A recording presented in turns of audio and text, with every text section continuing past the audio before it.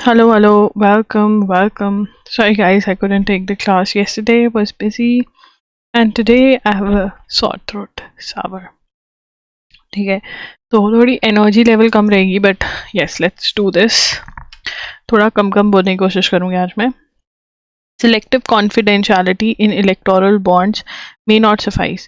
तो electoral bonds क्या है और इसका इशू क्या है? देखिए, आपको ये लिखने की ज़रूरत नहीं है, मैं एक्सप्लेन कर रही हूँ. Till the time we do not get a final verdict from the Supreme Court of India, we won't be making notes. Introduction मैंने already पहले दी हुई है. We will do another introduction soon by 2-3 days. Electoral bonds अगर हम समझें तो क्या है कि पॉलिटिकल पार्टीज को कंट्रीब्यूट करना है, पॉलिटिकल पार्टीज को आपको मॉनेटरी पैसे देने हैं, ठीक है, कंट्रीब्यूशन करना है. तो यहाँ पर आप सीक्रेटली, मतलब आपका नाम भी नहीं पता चलेगा कौन कितने पैसे देगा, आप पॉलिटिकल पार्टीज को पैसे दे सकते हो. ये वो तरीका है. अब इसके ऊपर क्वेश्चन क्या उठा हुआ है, सुप्रीम कोर्ट में चैलेंज किया गया है कि ये बहुत ही गलत है, ठीक है, जिसको दिया वो सारा कुछ ओपन होना चाहिए. तो अभी सुप्रीम कोर्ट जो है इसी चीज़ के ऊपर केस सुन रहा है, ठीक है ना. और वो कह रहे हैं कि जो पार्टी, रूलिंग पार्टी है, जो पावर में पार्टी है, जैसे इस टाइम पे बीजेपी पावर में है, ठीक है, उनको तो सब पता चलेगा कि कांग्रेस को, आपको कौन कितने पैसे देकर जा रहा है, बट कांग्रेस को नहीं पता चलेगा कि बीजेपी को कौन पैसे देकर जा रहा है. तो दिस इज़ नॉट राइट. तो अभी उसके आर्ग्यूमेंट्स चल रहे हैं कोर्ट के अंदर. फाइनल वर्डिक्ट आएगा तब पढ़ेंगे डिटेल में. UPSC titles rules for appointment of state police chiefs. Only police officers with at least 6 months of service left before retirement will be considered for appointment as Directorate General of Police of a state, UPSC said. ठीक है ना. तो यहाँ पे हम लिखेंगे Directorate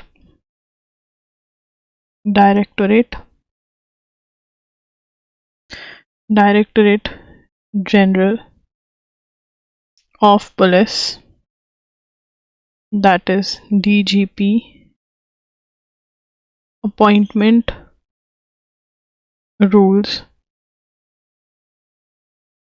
changed by UPSC. तो यहाँ पे क्या कह दिया, only police officers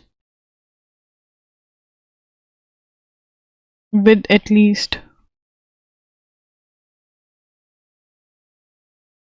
6 months of service left, मतलब जिनके अभी सर्विस 6 मंथ्स की पड़ी है, ये नहीं कि अभी 2 महीने में रिटायर होने वाले हैं. इसका रीज़न समझेंगे, पहले लिख लेते हैं. Of service left before retirement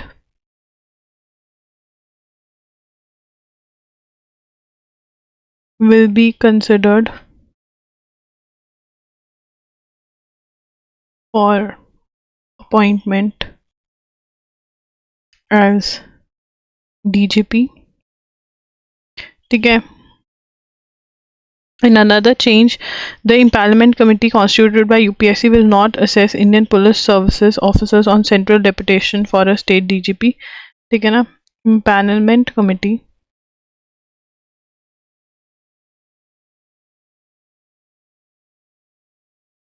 will not assess IPS officers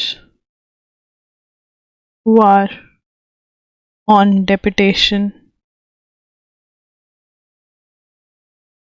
with central government if Union Home Ministry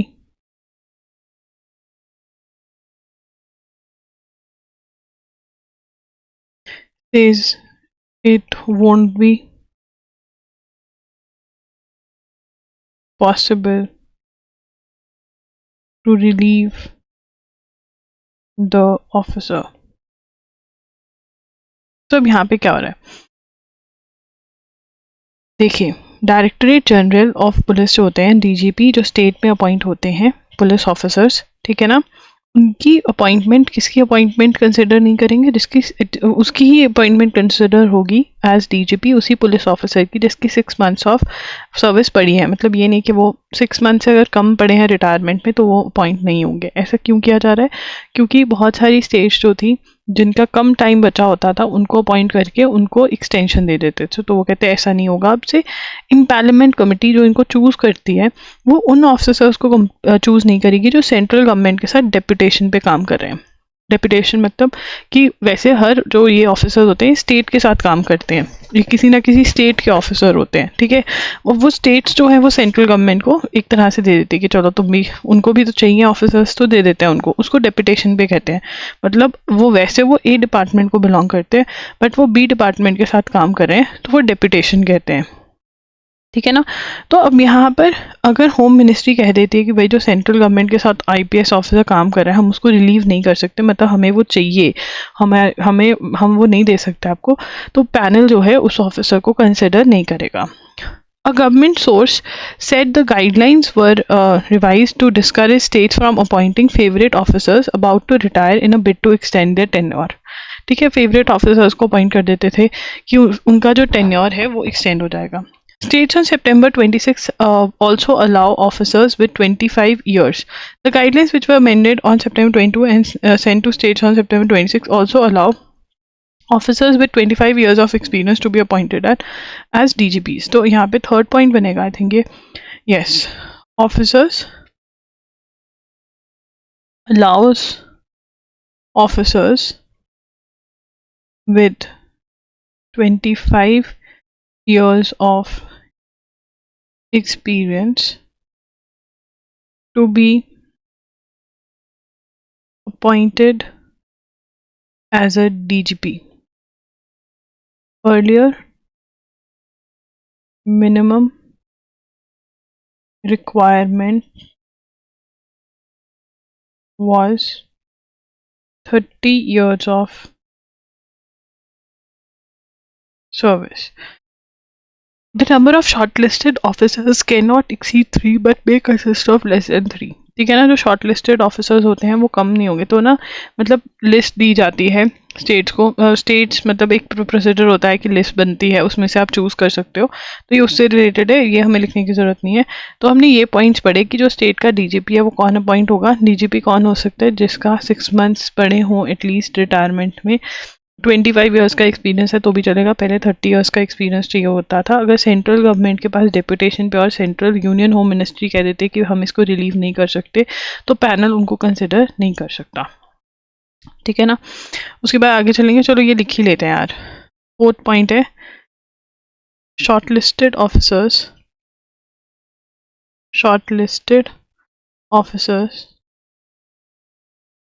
cannot exceed 3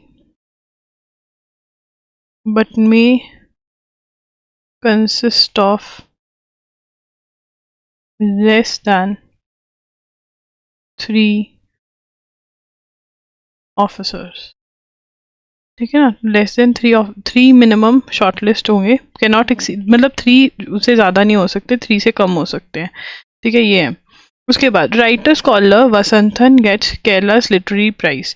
Writer and scholar S.K. Vasanthan has been chosen for this year's Ejuthathan Puraskaram, the top prize instituted by Kerala government in the field of literature. Minister of Culture Saji Cheria announced the award here on Wednesday. Dr. Sanda 88 through his works spanning multiple genres such as novel, essays, यहाँ पे लिख देंगे, ठीक है। Writer scholar S.K. Vasanthan gets Kerala's literary prize. Literary मतलब literature, मतलब लिखने में हो, ठीक है। तो यहाँ पर अवार्ड को क्या कहा जाता है, EZHUTACAN Puraskaram, top prize instituted by the Kerala government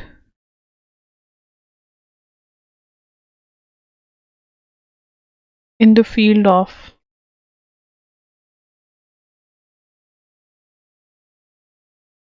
literature, ठीक है ना। तो in the field of literature ये प्राइज जो है वो लेकर आए हैं, ठीक है ना। तो क्या है ये, writer scholar SK Vasanthan gets Kerala's literary prize, ठीक है। चलिए आगे चलेंगे। उसके बाद लीला ओमचेरी ओमचेरी,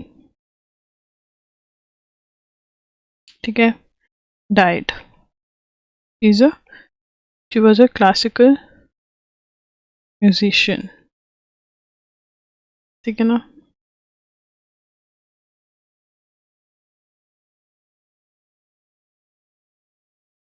ठीक है, चलिए आगे चलेंगे। अब यहाँ पे इन अक्टूबर on October 16 in X versus Union of India, the Supreme Court of India declined permission to a woman who was seeking to terminate a 26-week long pregnancy। तो ये वाला केस हमने पहले भी पढ़ा हुआ है। देखिए यहाँ पर X क्यों यूज करते हैं, बिकॉज नाम जो है वो आइडेंटिटी रिवील नहीं कर सकते। तो यहाँ पर क्या था, a women was 26 week pregnant, ठीक है। और जो medical termination of pregnancy act है 1971, वो 24 वीक्स तक the court said the statute permitted, statute मतलब जो लॉ है वो परमिट करता है termination of pregnancy, said the statute permitted the termination of pregnancy beyond 24 weeks only in case where the fetus exhibited substantial abnormality or where the woman's life was under direct threat. Hence, since doctors would have to terminate a viable fetus, the court rejected the plea to exercise this its extraordinary power। Since हम नए month में आ गए नवंबर में, और ये हमने अक्टूबर में बहुत इसकी बात करी है, तो इसके नोट्स बना लेते हैं, ठीक है ना। Supreme court didn't allow to terminate pregnancy beyond pregnancy of 26 weeks, ठीक है। 26 वीक्स वुमेन प्रेग्नेंट थी और उसको प्रेगनेंसी टर्मिनेट नहीं करने दी सुप्रीम कोर्ट ने। क्यों? सुप्रीम कोर्ट ने कहा medical termination of pregnancy, that is MTP Act 1971 permitted the termination of pregnancy beyond 24 weeks only in cases where the fetus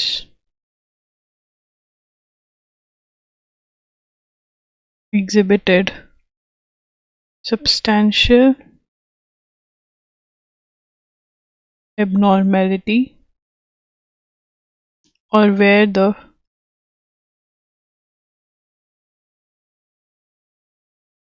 woman's life was under direct threat.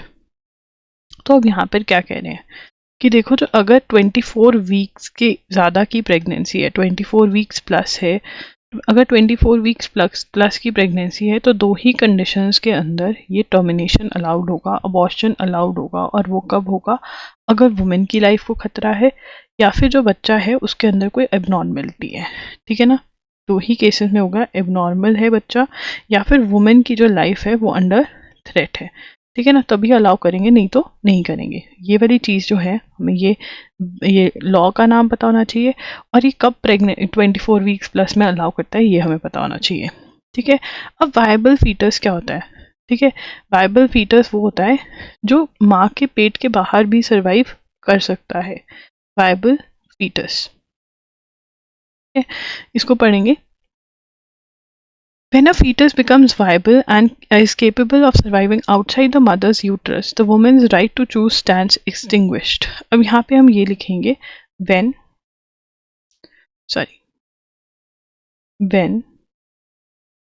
a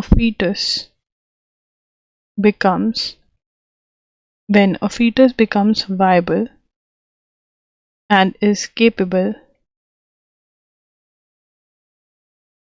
of surviving outside the woman's uterus, outside the mother's uterus, the uterus, ठीक है ना। हमने यहाँ पे यही मतलब रखना है कि वाइबल कब है। वाइबल फीटस का मतलब क्या होता है? वाइबल फीटस का मतलब है बहुत ही क्लियरली, वाइबल फीटस का मतलब है कि जब वो survive can survive outside the mother's uterus, mother के जो यूट्रस है उसके बाहर वो सर्वाइव कर पाए, ठीक है ना। तो अब यहाँ पे वायबल हो गया था फीटस क्योंकि 26 वीक्स की प्रेगनेंसी थी, तो वो कहते कि तो सुप्रीम कोर्ट ने इसीलिए अलाउ नहीं किया कि उसकी भी वो है। तो यहाँ पे जो अदर मतलब जो फीटस है, जो बच्चा है, जो अभी अनबॉर्न चाइल्ड है, उसकी भी राइट्स हैं, बट क्लियरली ये मेंशन भी नहीं किया, बट अलाउ भी नहीं किया।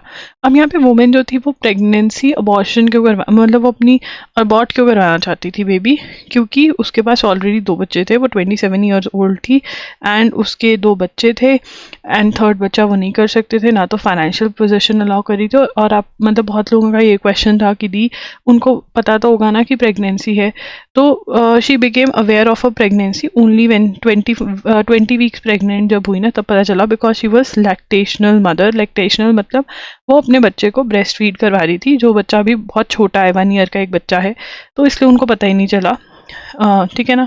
तो ये आपको पता होना चाहिए। ये वाला जो है it is very very important. Viable fetus की डेफिनेशन वो आपसे पूछ सकते हैं, ठीक है। Medical termination of pregnancy act कब आया था? 1971 का है। 24 वीक्स प्लस में कब अबॉर्ट कर सकते हैं, ये भी पूछ सकते हैं। अब आगे चलेंगे।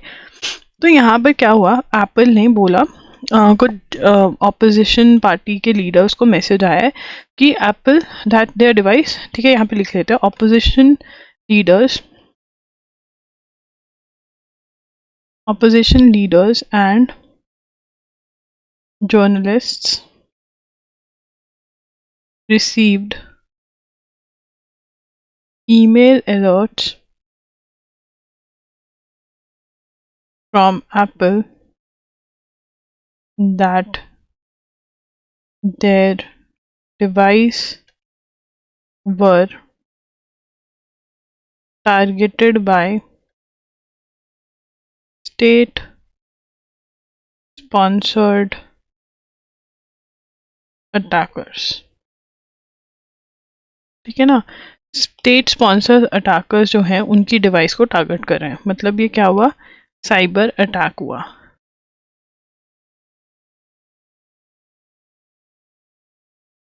क्या हुआ? साइबर अटैक हुआ, ठीक है ना। किसके ऊपर? ऑपोजिशन लीडर्स के ऊपर हुआ, ठीक है ना, जर्नलिस्ट के ऊपर हुआ, ठीक है। एप्पल ने बोला कि भैया स्टेट स्पॉन्सर्ड अटैकर्स जो हैं वो आपकी डिवाइस में से इंफॉर्मेशन निकाल सकते हैं, तो ध्यान रखना, ठीक है ना। अब यहाँ पर फिर इन्होंने याद किया कौन सा एपिसोड, पेगासस, ठीक है। तो यहाँ पे लिखेंगे पेगासस इशू। तो पेगासस इशू क्या है? पेगासस लिखेंगे अ spyware developed by the Israel-based NSO group.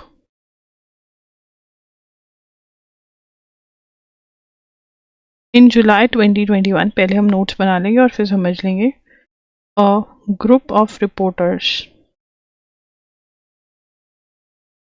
called Pegasus Project found Indian politicians and journalists were subject to surveillance using Pegasus software. Supreme Court created a panel to investigate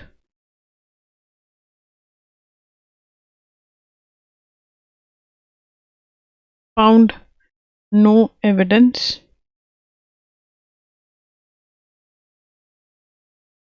said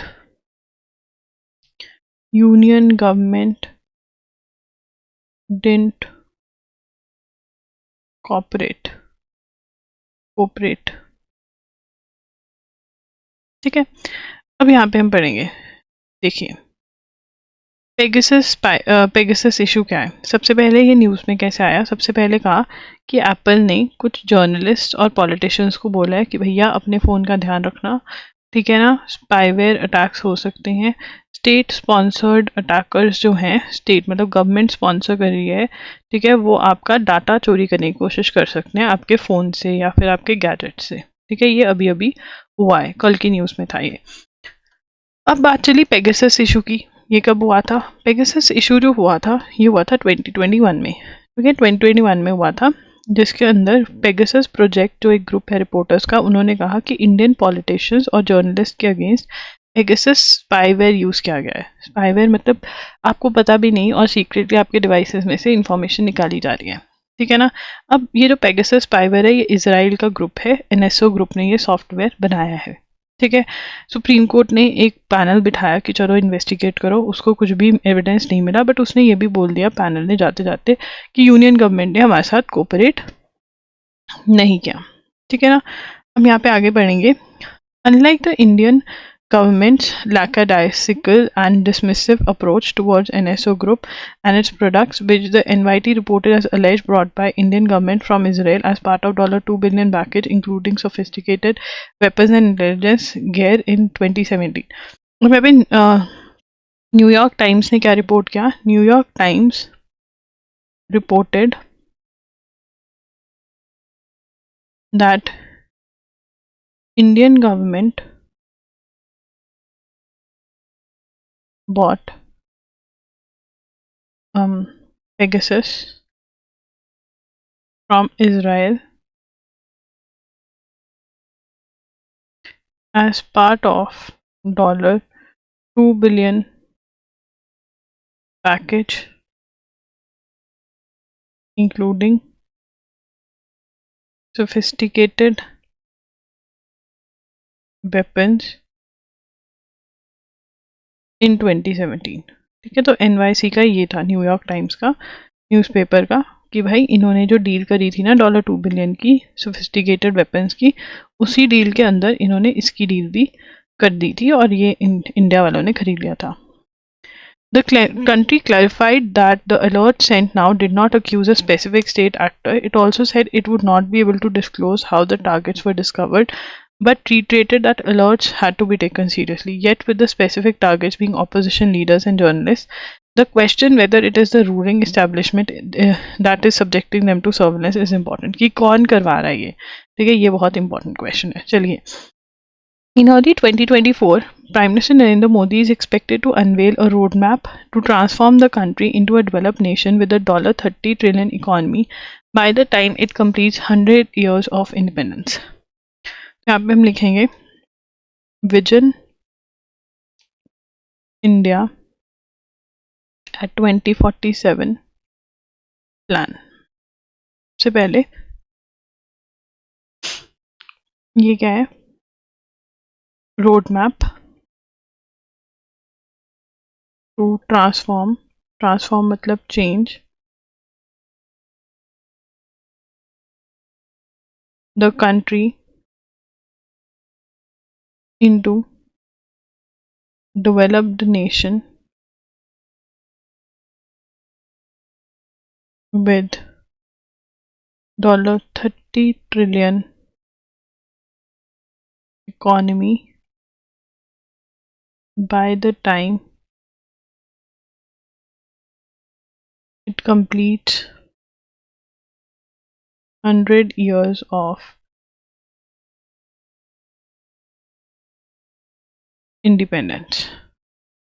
अब यहाँ पे क्या है, देखिए ये road map है कि कैसे इंडिया को $30 ट्रिलियन इकोनॉमी बना सके और कैसे हम डेवलप्ड नेशन बन सके जब तक कि हमारे 100 इयर्स ऑफ इंडिपेंडेंस हो। हमें 100 इयर्स ऑफ इंडिपेंडेंस कब हो रहे हैं? 2047 में, ठीक है। तो ये वो रोड मैप है। The vision India at 2047 is its official name, has been in works for nearly 2 years with officials across ministry brainstorming on how to take country from its current level of development to where it aspires to be, कि development कैसे हो सकती है। ठीक है, ये दूसरों को भी दिखाया जाएगा, जैसे वर्ल्ड बैंक प्रेसिडेंट जो कि इंडियन है, अजय भांगा। आपको ये पता होना चाहिए कि वर्ल्ड बैंक के प्रेसिडेंट कौन है, since he is an Indian, तो ये बहुत इंपॉर्टेंट क्वेश्चन है। इन सबको भी दिखाया जाएगा क्या चेंजेस कर सकते हैं क्या नहीं। उसके बाद a stated focus area of the vision document that splices its action points and outcome goes into 2 periods। ठीक है ना, ये करेंगे। the vision document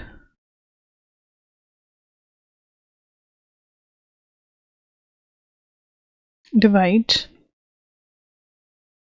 outcome goals into 2 periods, and those are 2030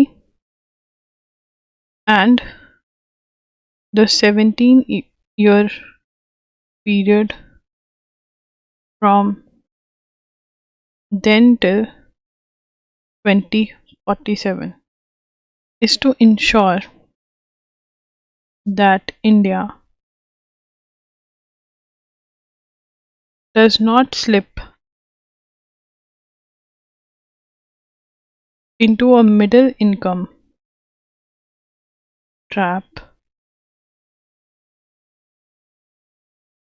few years from now।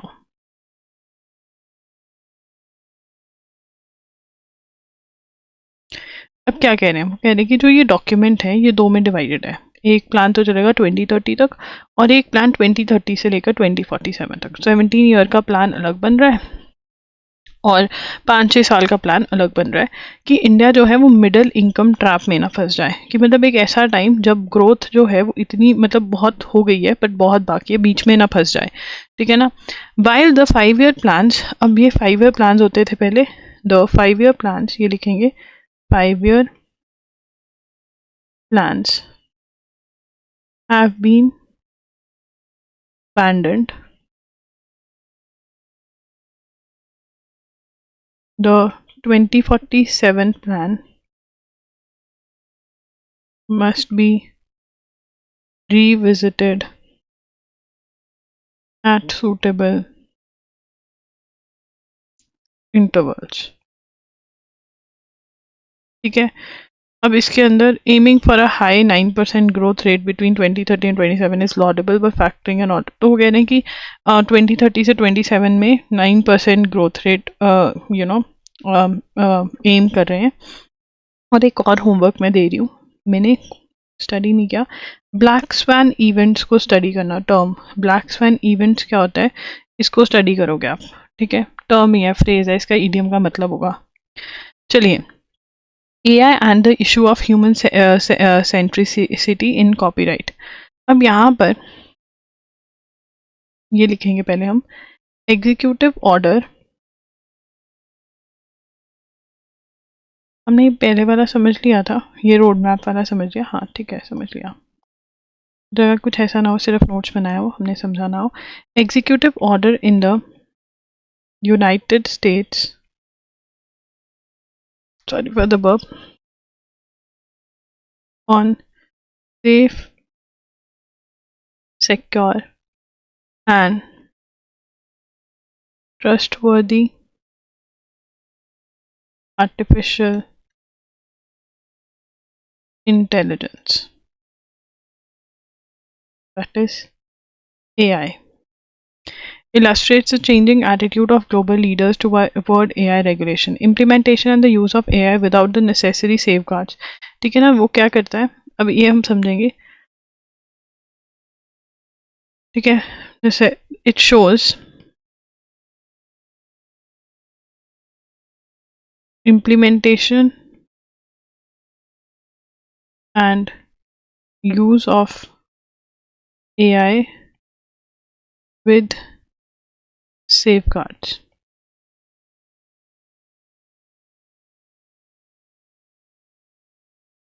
is important।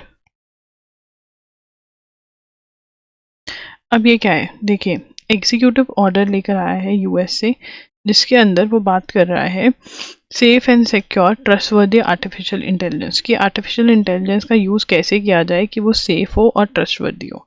ये USA ने किया है, ठीक है। और इससे क्या पता चलता है कि भाई एआई का जो यूज़ है वो सेफ गार्ड उसके लिए लगाना बहुत इंपॉर्टेंट है, ठीक है। अब यहाँ पे जो ऑर्डर है वो क्वेश्चन उठा रहा है, जो क्वेश्चन मैं आपको समझा रही हूँ ये नोट नहीं करना है जो मैं लिख रही हूँ, आपको सिर्फ ये नोट करना है। तो बेसिकली जब आप प्रॉम्प्ट डालते हो, अगर आपने एआई यूज़ नहीं किया है तो बताते हो उसके अंदर आप बोल देते हो कि ये काम मतलब मुझे ये दिखा दो, ये बता दो, ठीक है। तो प्रॉम्प्ट डालते हो, अब वो एआई जो है पूरे इंटरनेट मतलब वो सर्च करके आपको इन्फॉर्मेशन ला के दे देता है, ठीक है ना। बट अब इन्फॉर्मेशन जो ला के देता है वो ये नहीं बताता कि मैंने कौन सी चीज़ कहाँ से पिक करी है, वो ये नहीं बताता, बस वो पिक करके ले आता है, ठीक है। एक बात, तो जिसका सामान उसने उठाया क्या उसकी कॉपीराइट इन्फ्रिंजमेंट नहीं हुई, मतलब कॉपीराइट की जो उसका राइट था उस चीज़ के ऊपर वो इन्फ्रिंज नहीं हुई है, एक बात। दूसरी बात ये क्वेश्चन है कि जो एआई को यूज़ करके कंटेंट बन रहा है या कोई भी चीज़ बन रही है, कोई इमेज बन रही है, उस पर किसका कॉपीराइट होगा, ठीक है। तो ये क्वेश्चन ऑदर ने उठाया है। चलिए आगे चलेंगे, यही बात कर रहे हैं यहाँ पे पूरे में। Understanding the US Israel relations, तो यहाँ पे हम हेडिंग दे देंगे US Israel relation.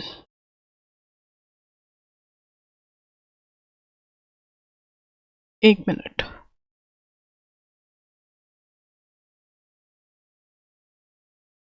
US Israel relations. सबसे पहले, now, the US had supported the idea of a Jewish homeland even before the State of Israel was declared within historical Palestine in 1948.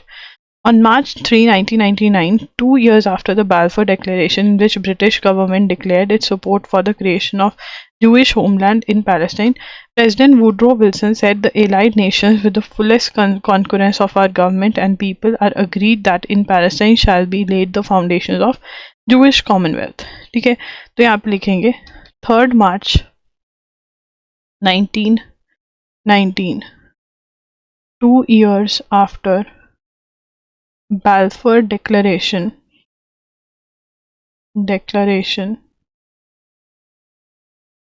in which the British government in which the British government declared its support for the creation of a Jewish homeland in Palestine. President Woodrow Wilson supported the idea of having a Jewish state.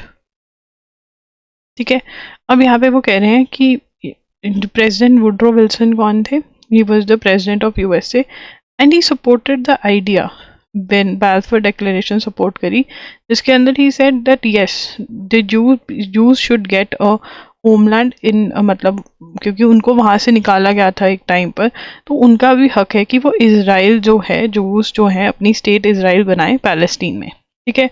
In 1922 and 1944, the US Congress passed resolutions endorsing Balfour Declaration. The US was the first country that recognized Israel. ठीक है ना, अब यहाँ पे हम लिख लेंगे, black से लिख लेते हैं, in 1922 and 1944, in 1922 and 1944 ये लिखेंगे आप, 1922 and 1944, just a second,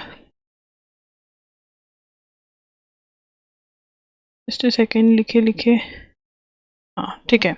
तो 90 में बस डेट चेक करी थी, 1922 and 1944 the US Congress passed resolutions endorsing the Balfour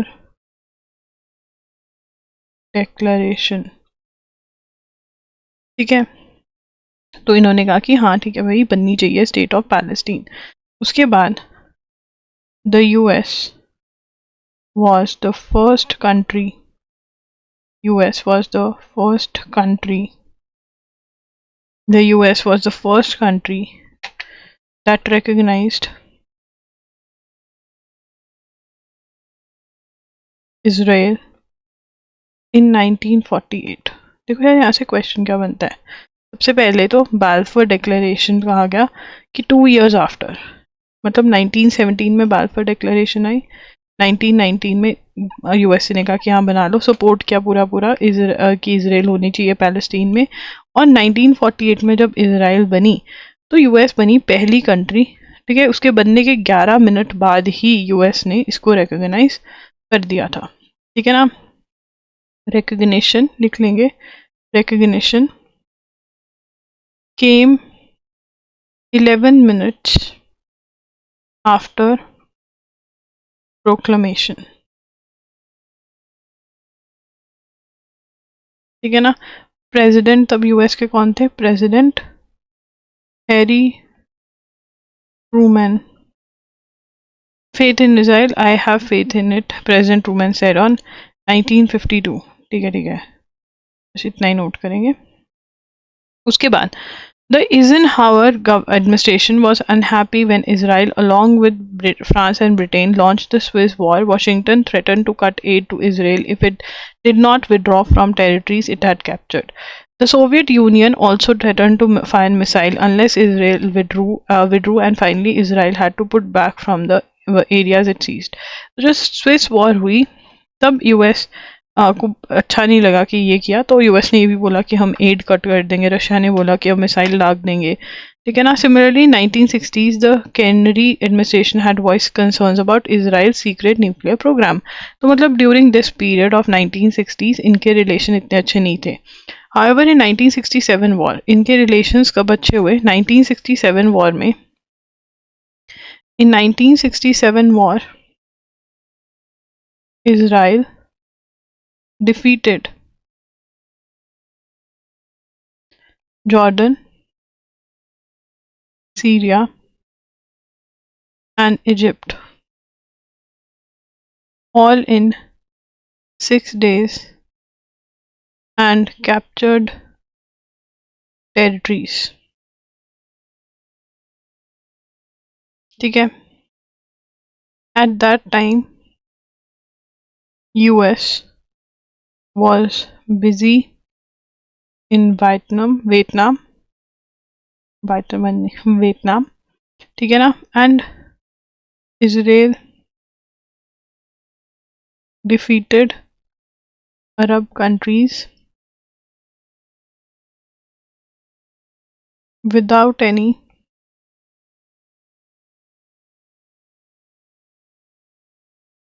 major help। ठीक है, अब यहाँ पर also won the Arab countries, Israel defeated Egypt and Syria were Soviet allies। ठीक है, मतलब ये सोवियत यूनियन के साथ थे, रशिया के साथ थे। तो सीरिया और इजिप्ट कौन थे, सोवियत अलाइज थे, रशिया के साथ थे, सोवियत अलाइज थे, ये रशिया के साथ खड़े हुए थे तब। ठीक है, उसके बाद यूएस इजराइल इज ऑल्सो, अब यहाँ पे अब वाले रिलेशन की बात कर रहे हैं, Israel is largest recipient of America's aid, that is $158 billion since end of second world war. इतनी एड मिल चुकी है सेकेंड वर्ल्ड वॉर। ठीक है, जिसको ऐसे भी लिख सकते हो, $3.8 million in military aid every year from their Iron Dome जो बना हुआ है, जो प्रोटेक्ट करता है इसराइल को, जो इसका मिसाइल डिफेंस शील्ड सिस्टम है इसराइल का, पार्ट्स जो है उसके वो यूएस में बिल्ड होते हैं। ठीक है ना, और world's 10th largest military exporter है. US Israel has built a highly advanced defense manufacturing base. Israel is world's 10th largest military exporter. Since 1972, the US has used its veto power over 50 times. Veto power, US is a permanent member of UN. तो तब से being a permanent member of UN, उन्होंने 50 times Israel के लिए 1972 से use करी है veto power की. मना कर दिया तो कर दिया. From the 1973 Yom Kippur War onwards, the US has also offered solid military support to Israel in its conflict. In 1973, after Israel was taken aback by the surprise attack by Egypt and Syria, US supplies proved vital for 1973 में surprise attack हुआ था, तब US की बहुत help करी. ठीक है ना. 1973 के अंदर ही गोलन हाइट्स जो था, ठीक है, in 1972 73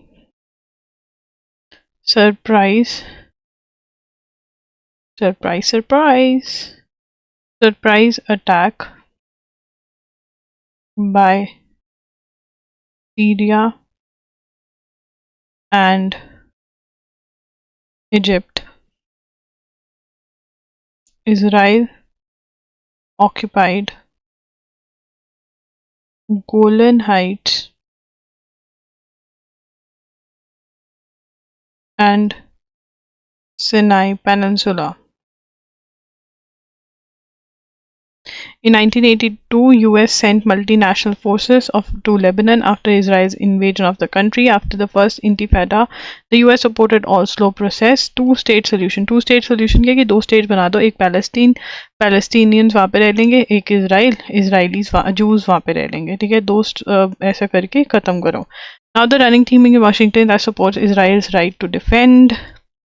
The Trump administration also recognized Israel's annexation of Golan Heights, a Syrian territory it captured in 1967. ठीक है ना. 1967 में Golan Heights and Golan Heights occupied, Israel occupied Golan Heights 1967 में ऑक्यूपाई हुआ था. तो यहाँ पे लिख लेते हैं कि 1967, ये चेक कर लेंगे कब ऑक्यूपाई हुआ था गोलन हाइट्स. ठीक है, बस इतना ही लिखना है. उसके बाद जिमी कार्टर ही pressure on Israel to make 1970s के अंदर इजिप्ट जो था उसके साथ इन्होंने पीस कर लिया कि ठीक है हम नहीं लड़ेंगे.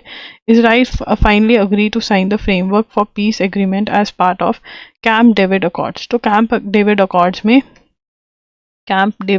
क्या था, इजराइल और ये साइन क्या था, इजराइल यूएसए और इजिप्ट ने इजराइल और इजिप्ट के रिलेशंस को सही करे थे. इजराइल और इजिप्ट के बीच में साइन हुआ उनके रिलेशंस को ठीक करने के लिए. ठीक है, अब आगे चलेंगे. House panels don't have criminal jurisdiction. तो यहाँ पे महुआ मोइत्रा जो तृणमूल कांग्रेस की मेंबर है, उनके ऊपर एलिगेशन है कि उन्होंने पैसे लिए कुछ बिजनेसमैन से to raise some questions in the parliament and this is not right. I mean this is illegal. ये करप्शन होती है. तो अब देखते हैं क्या होता है इन केस में. शिंदे से state government backs quota for Marathas के लिए कोटा जो है उसके लिए बहुत ज़्यादा बात हो रही है. ठीक है, कैंपेनर कौन है यहाँ पर, मनोज जांगारे to terminate his indefinite fast. यहाँ पे लिखेंगे मनोज जारेंज पाटिल. ठीक है, क्या है, ऑन indefinite past. ठीक है, किस चीज़ के लिए, मराठा रिजर्वेशन के लिए. मराठा रिजर्वेशन के लिए वो फास्ट कर रहे हैं. अब इनका नाम जो है ये बहुत ज़्यादा इंपॉर्टेंट है, पेपर में आ सकता है, तो याद कर लो. Air pollution increases diabetes risk. ठीक है, एयर पॉल्यूशन से डायबिटीज़ का रिस्क बढ़ता है. ये किसने कहा है, CARRS. इसकी फुल फॉर्म लिखेंगे, centre for CRDIOME metabolic risk reduction in South Asia Surveillance Study। ठीक है, इसने क्या कहा है कि Chennai incident of type 2 diabetes, pollution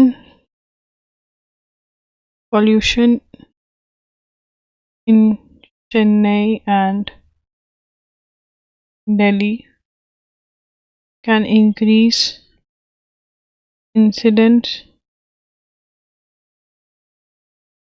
of type 2 diabetes.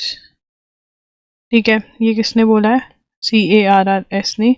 इसकी फुल फॉर्म हमें पता होनी चाहिए, और कौन कौन से सिटीज़ में बोला है, चेन्नई और दिल्ली। चेन्नई में भी पोल्यूशन बढ़ गया है।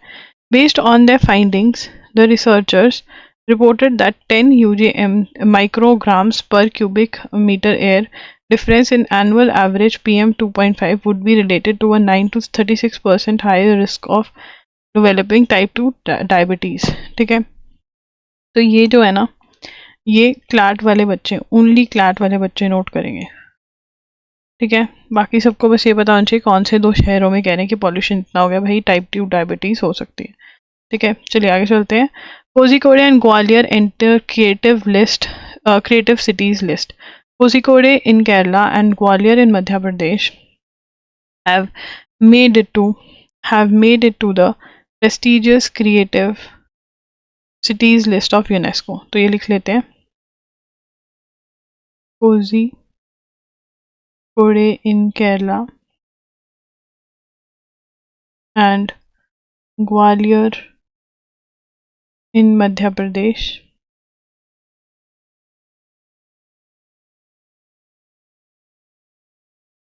made it to list of prestigious creative cities of list of UNESCO। ठीक है, for contribution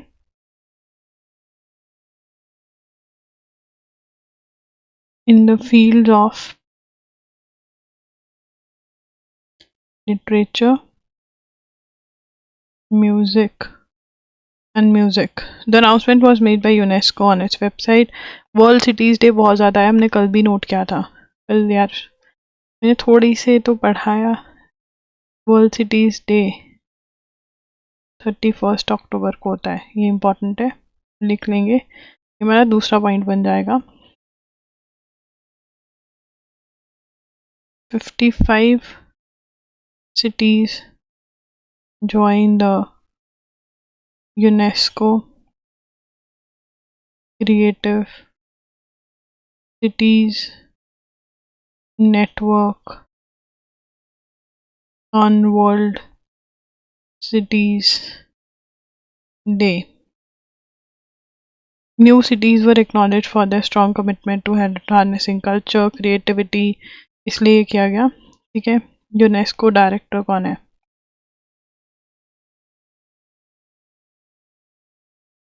Audrey अजूले। 5th point है, newly designated cities are invited to participate in 2024 UCCN annual conference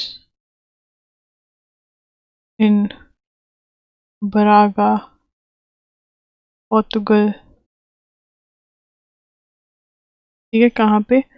बरागा Portugal में होगी ये। ठीक है, सारे के सारे 5 पॉइंट्स बहुत इंपॉर्टेंट है, यहाँ से क्वेश्चन निकल सकता है।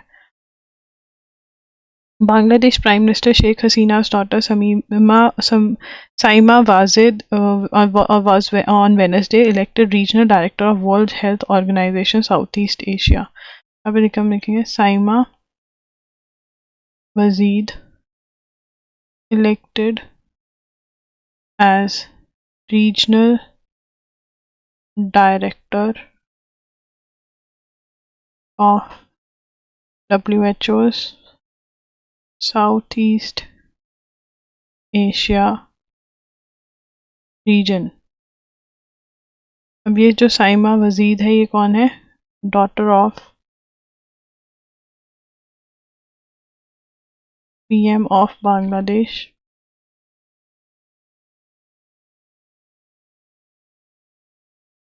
शेख हसीना। ठीक है। शी डिफीटेड, लिखेंगे she defeated Shambhu Acharya, a public health veteran from Nepal. 76th session of WHO Regional Committee for Southeast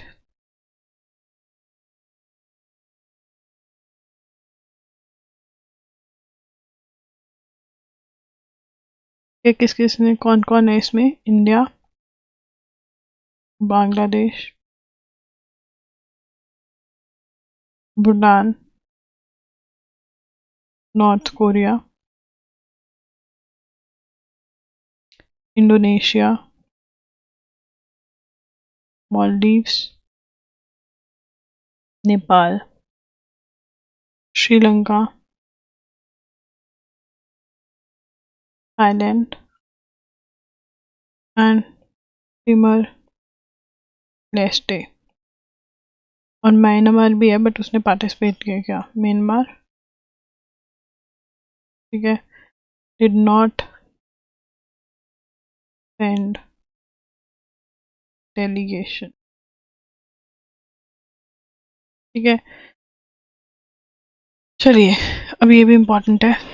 other Nandita Das, other Nandini, not Nandita, Nandini Das wins 2023 British Academy Book Prize. Indian-born author Nandini Das has been named the winner of 2023 British Academy Book Prize for Global Culture Understanding, a leading international non-fiction award, a leading international।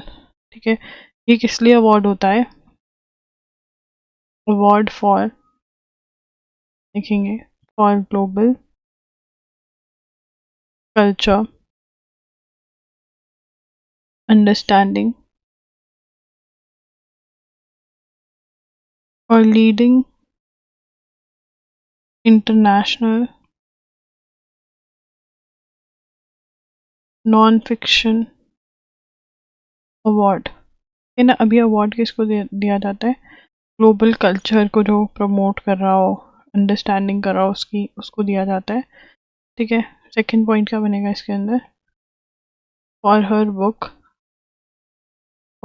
Book courting India, England, Mughal India and origins of empire. ठीक है ना, तो ये book का नाम है जिसके लिए अवार्ड मिला है। अब इसमें ये बुक में क्या डिस्कस किया हुआ था? ट्रू ओरिजिन, मतलब इंग्लैंड और इंडिया का डिस्कशन है इसके अंदर। ठीक है, was revealed winner at a ceremony at British Academy in London।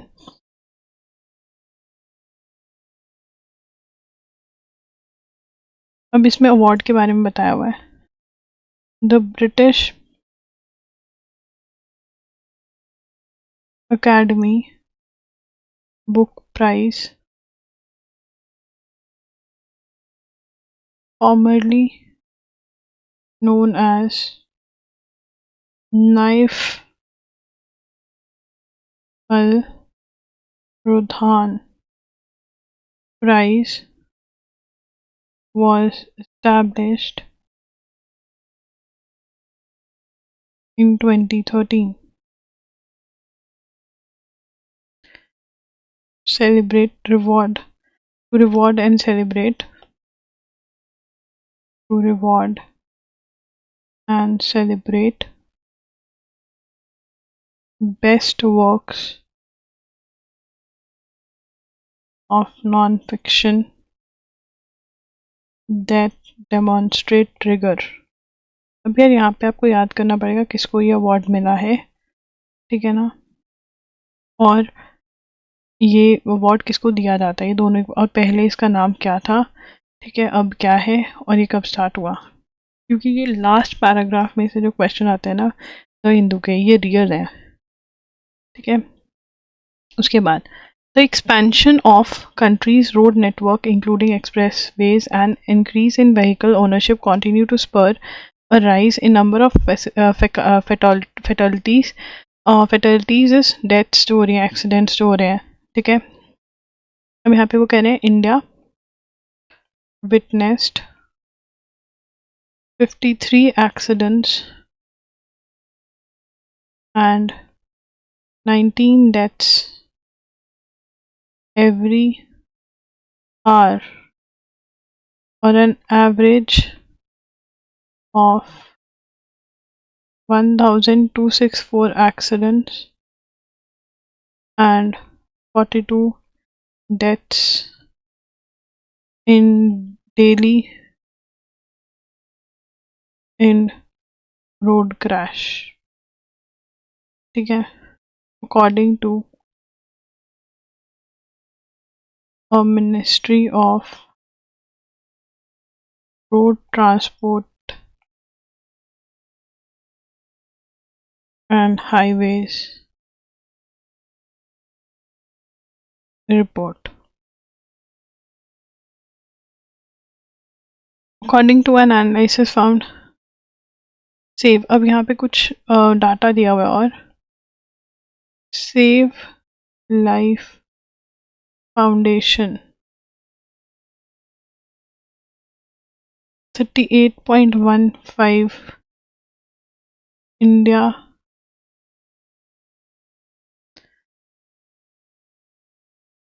India ranks among 20 worst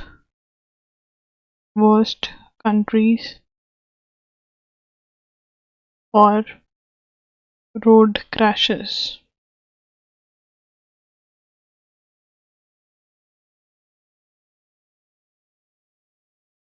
ये लिखना ज़रूरी है। According to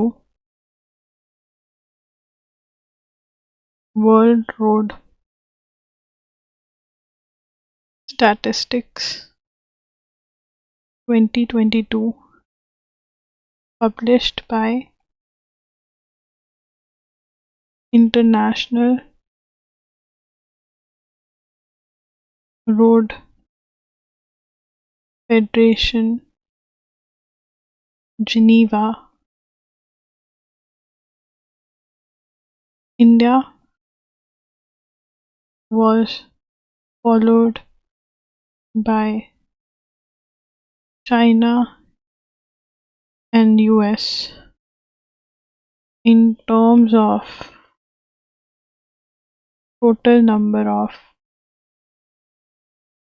fatalities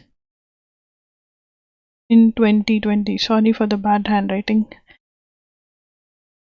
India is proud to be biggest development partner of Bangladesh. So India will continue to support your idea of smart Bangladesh. I am confident that our joint efforts will create the Golden Bengal, Sonar Bangladesh. ठीक है, Golden Bengal. The leaders jointly inaugurated, ठीक है ना, PM of India and Bangladesh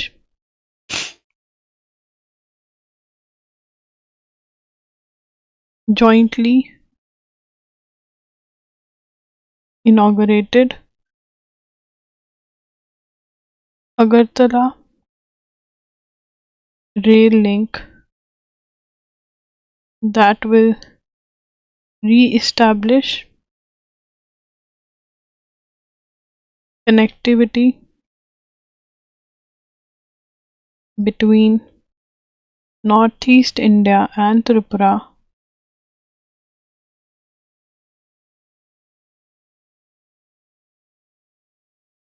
via Bangladesh. है ना। एक तो इन्होंने इनॉग्रेट क्या किया, वर्चुअली ऑनलाइन ही करा, अगरतला रेल लिंक। ठीक है, इससे क्या होगा, बांग्लादेश के देश के थ्रू त्रिपुरा और नॉर्थ ईस्ट कनेक्ट हो जाएंगे। पहले बहुत लंबा रूट पड़ता था ये इंडियन स्टेट्स को कनेक्ट करने के लिए, अब कम पड़ेगा। ठीक है, दूसरी चीज़ इन्होंने क्या करी, इनॉग्रेटेड खुलना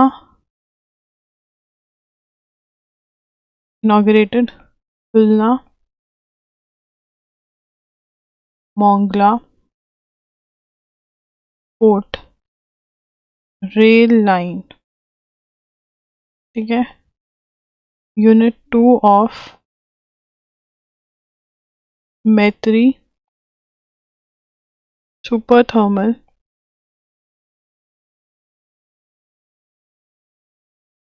पावर प्रोजेक्ट। ठीक है, ये सब इनॉग्रेट किया। उसके बाद US president announced that he had nominated his Indo-Pacific policy chief Kurt Campbell for the Deputy Secretary of State position। अभी नॉमिनेट किया है, देखो बनते हैं या नहीं बनते।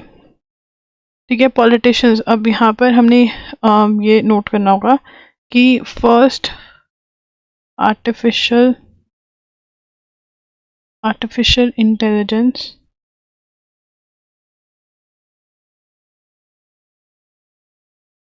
First artificial intelligence safety summit कहाँ पे हो रही है, यूके में। कहाँ पे हो रही है, यूके में, इन यूके। ठीक है, Bletchley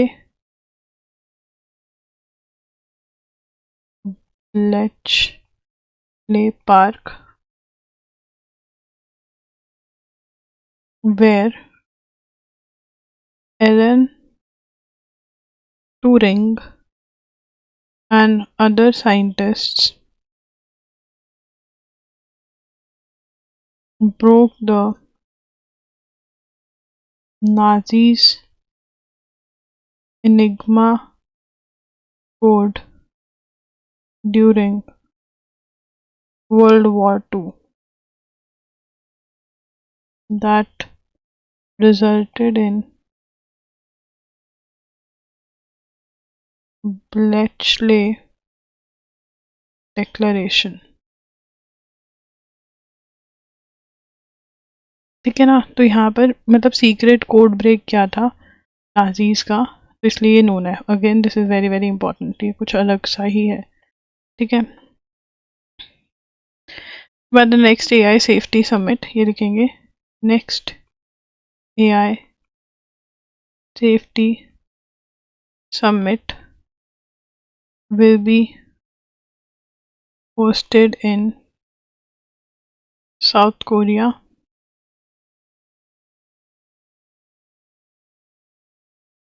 in 6 months and a second one 6 months later by France। ठीक है ना, तो जो नेक्स्ट 2 समिट्स हैं वो यहाँ पर होने वाली है। पर Sachin Tendulkar life size statue in Wankhede stadium. अभी किसने बनाया था, crafted by Pramod Kamble।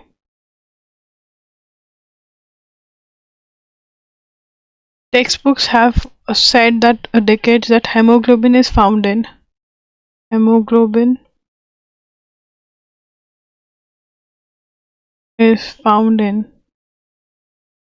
RBCs, that is red blood cells,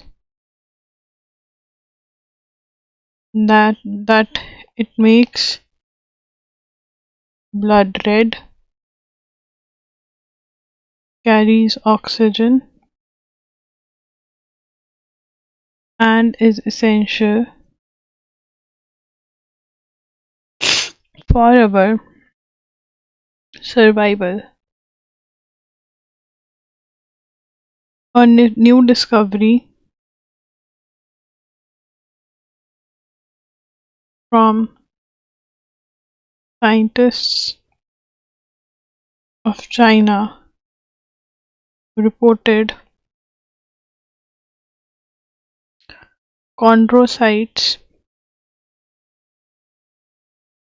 cells that make cartilage, connecting tissue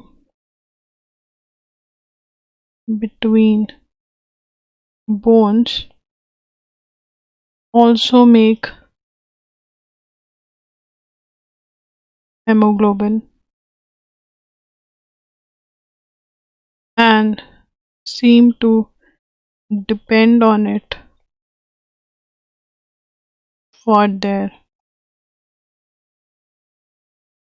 survival. मतलब पहले वो कह रहे थे कि हेमोग्लोबिन सिर्फ यहीं पर ही है, ठीक है ना, रेड ब्लड सेल्स में ही होता है और वही मतलब करता है, बट यहाँ पर कॉन्ड्रोसाइट्स में भी है, ठीक है, और इनका सर्वाइवल भी हेमोग्लोबिन पे ही डिपेंडेंट है.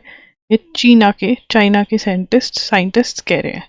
So guys that's it. अगर आपको कुछ भी बाय करना है bloggery.in पर जा सकते हैं. लिंक्स जो हैं वो डिस्क्रिप्शन बॉक्स में है. Thanks for joining in. I know आज आपको वो एनर्जी नहीं मिली जो नॉर्मली मिलती है because I was not well. अगर कल की क्लास मैंने मिस ना करी होती तो मैं आज की बिल्कुल नहीं देती. बहुत मुश्किल से दी है. Bye bye. Thanks for joining in.